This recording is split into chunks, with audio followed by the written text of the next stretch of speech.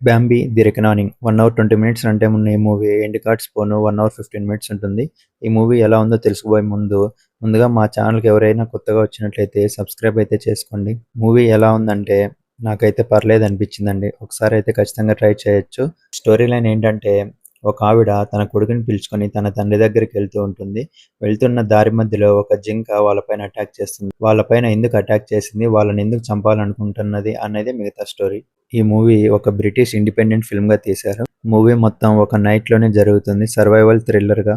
మూవీలో night time visuals చాలా బాగున్నాయి. జింక మనుషులపైన దాడి చేసే ప్రతి ఒక్క సీన్ చాలా బాగుంటుంది. ఇంట్రెస్టింగ్‌గా సాగుతా ఉంటాయి.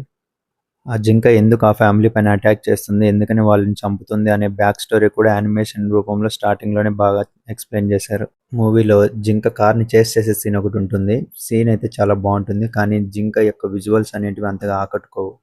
అలాగే కుందేలుతో వచ్చే సీన్ కూడా చాలా బాగుంటుంది. పర్ఫార్మెన్సెస్ విషయానికొస్తే అందరూ వాళ్ళ వాళ్ళ రోల్స్‌లో పర్వాలేదనిపిస్తారు. మూవీలో నెగెటివ్స్ విషయానికొస్తే జింక గ్రాఫిక్స్ అనేటివి చాలా వరస్ట్‌గా ఉంటాయి. మరి యానిమేటెడ్‌గా ఉంటాయి. అంత కన్విన్సింగ్‌గా అయితే ఏముండవు. అలాగే బ్యాక్‌గ్రౌండ్ మ్యూజిక్ కూడా ఏమంతగా ఆకట్టుకోదు. ఫైనల్‌గా నా వర్డిక్ట్ ఏంటంటే డ్యూరేషన్ తక్కువ కాబట్టి మూవీలో ఉన్న థ్రిల్లింగ్ మూమెంట్స్ కోసం ఒకసారి అయితే ఖచ్చితంగా ట్రై చేయొచ్చు అనిపించింది. ఫ్యామిలీది అస్సలు చూడొద్దు. బాడీ 2 పార్ట్స్‌గా కట్ అయిపోవడం, హెడ్స్ కట్ అవ్వడం చాలా బ్రూటల్‌గా చూపించారు. దీనికి నేను ఇచ్చే రేటింగ్ 3/5.